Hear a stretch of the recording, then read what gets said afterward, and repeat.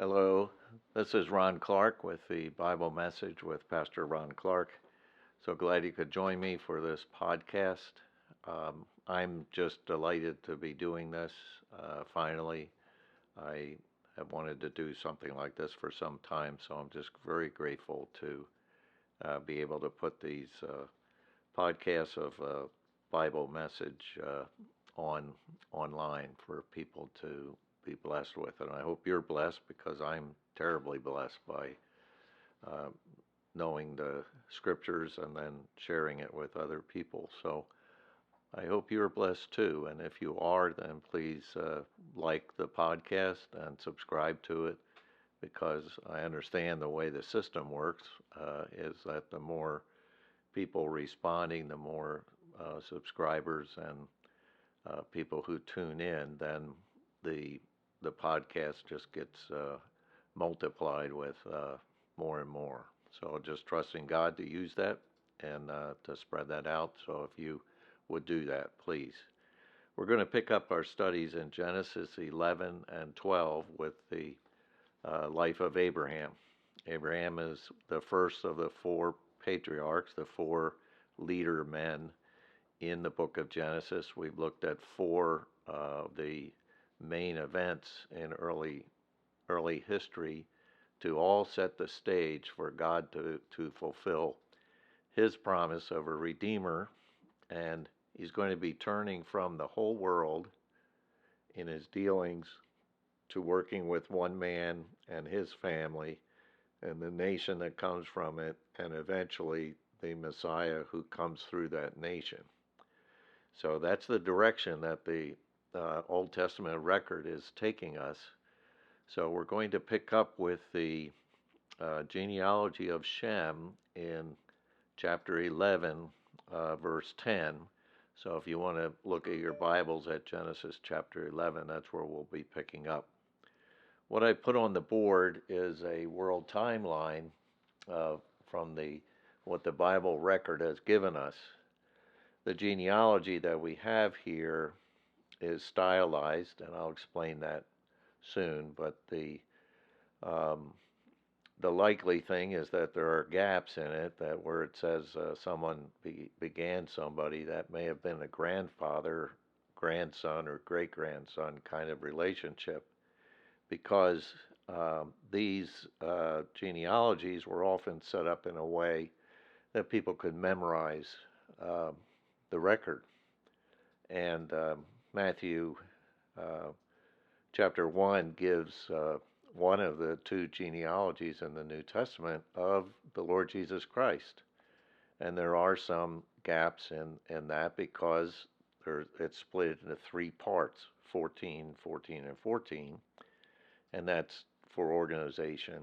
And it's just as accurate to record it that way. So then we see the connection of the people and the descendants. And so, because of those gaps, the time period might be uh, a few thousand years more. But if you add all the dates up in the Old Testament, it does come out to around 6,000 years up until the birth of Christ. But if those gaps are in there of a few thousand years, that may be there. And I have no problem if creation happened at 6000 BC.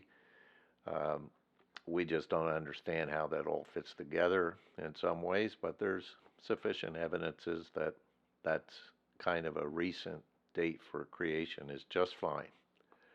But it's certainly not more than a few thousand years before that. So this timeline reflects that consideration. So about 7000 BC, maybe a little before or after, is when creation and then the fall into sin happened. And then the flood sometime later. I put it just 5,000, a little before or after 5,000 BC.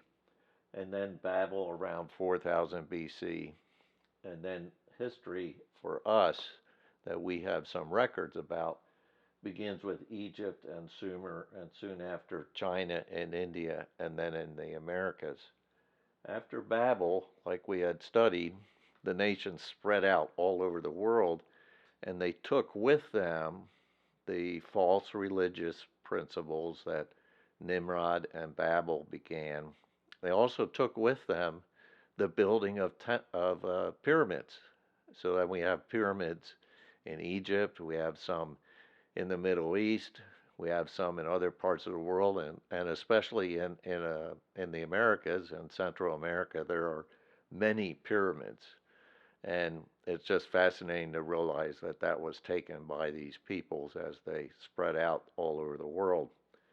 So as we go through this, we'll see that Abraham comes about 2100 BC, and he would have, when he goes down to Egypt, he would have seen the Egyptian pyramids, and they would have been gleaming white, because we understand that they had a white limestone covering on them, and in the brilliant Egyptian sun, they would see these from far away as these gleaming white pyramids. So you just envision Abraham going there, and that's the condition they would be in. And then Moses was about 1500 BC, and then Christ. We live today in the church age, and Christ will be coming for church age believers, and then there'll be the tribulation period where Christ comes and judges the world and Israel for rejecting him, and then he sets up his kingdom. And after 1,000 years of that kingdom, as Revelation 20 tells us, there'll be a great white throne judgment, and then eternity, the new heavens and new earth. So it just gives you a timeline of Earth's history, which is probably no more than 10,000 years total, but it may be a little more. And there are some reasons for expecting that. Our magnetic field on the Earth, some scientists have estimated that with the way it actually is and it's decaying, it can only last for 10,000 years or so. So it's just one little indicator that the time frame of the Bible is reasonable and acceptable. So Genesis 11. Let's pick up our reading with the genealogy of Shem, and this records the line from Shem to Abraham. He's at first called Abram, which means exalted father. Later, God will change his name to Father of Nations, Abraham. So just showing God's blessing that was promised to him. So it says here that Shem, Genesis 11:10, Shem was 100 years old and begot Arphaxad 2 years after the flood. After he begot Arphaxad, Shem lived 500 years and begot sons and daughters. Arphaxad lived 35 years and begot Salah. After he begot Salah, Arphaxad lived 403 years and begot sons and daughters. Apparently he died before Shem. It's very likely. Salah lived 30 years and begot Eber. After he begot Eber, Salah lived 403 years and begot sons and daughters. Eber lived 34 years and begot Peleg, and after he begot Peleg, Eber lived 430 years and begot sons and daughters. Now, if you go back to chapter 10 about Peleg, it says in that time the earth was divided, and it's best to understand that that's when it was during Peleg's life that Babel occurred, and then the confusion of languages and the divisions of the peoples all over the world happened during Peleg's time. So Peleg lived 30 years and begot Reu. After he begot Reu, Peleg lived 209 years. So you see the decline in the length of life because of the new conditions after the flood, and because of the increasing effect of sin on the human race. There's a decline. It's important to recognize this in the Old Testament and through history, And in spite of the medical wonders that have been happening the last 150 years or so, humans are still pretty frail. Live 70, 80 years. Don't even live as long as Abraham did. So Reu lived 32 years and begot Serug. After he begot Serug, Reu lived 207 years and begot sons and daughters. Serug lived 30 years and begot Nahor. After he begot Nahor, Serug lived 200 years and begot sons and daughters. Nahor lived 29 years and begot Terah. After he begot Terah, Nahor lived 119 years and begot sons and daughters.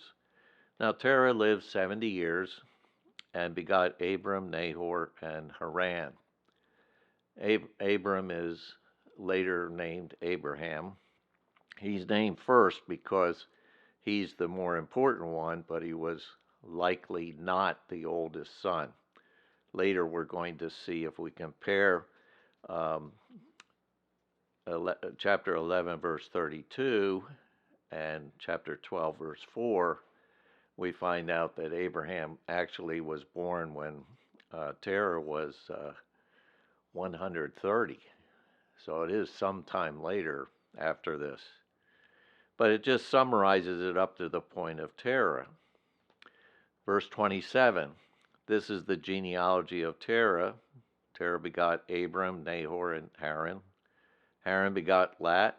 Haran died before his father Terah in his native land in Ur of the Chaldeans. Then Abram and Nahor took wives. The name of Abram's wife was Sarai, and the name of Nahor's wife Milcah, the daughter of Haran, the father of Milcah and the father of Iscah. But Sarai was barren, she had no child. And Terah took his son Abram and his grandson Lot, the son of Haran, and his daughter-in-law Sarai, his son Abram's wife, and they went out with them from Ur of the Chaldeans to go to the land of Canaan. They came to Haran and dwelt there. So the days of Terah were 205 years, and Terah died in Haran. Now the Lord had said to Abram, get out of your country, from your family, and from your father's house to a land that I will show you.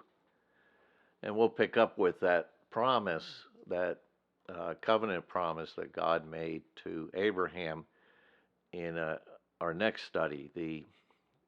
A few of the things to notice here. Terah and Abram and the family moved from Ur of the Chaldeans. Many scholars have just thought that this was the same Ur that's in southern Mesopotamia.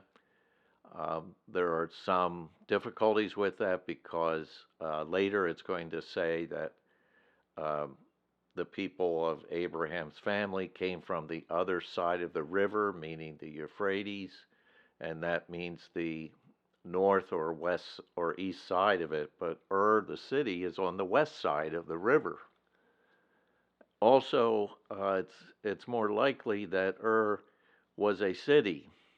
Ur means city, and the name for translated Chaldeans may be the Chaldean peoples, but it's actually a word that Kazdu or Kazudim that refers to a people that were in the northern part of the Mesopotamia Valley, and that this move to Haran at the end of chapter 11 was the family moving to a kind of a central city for traveling.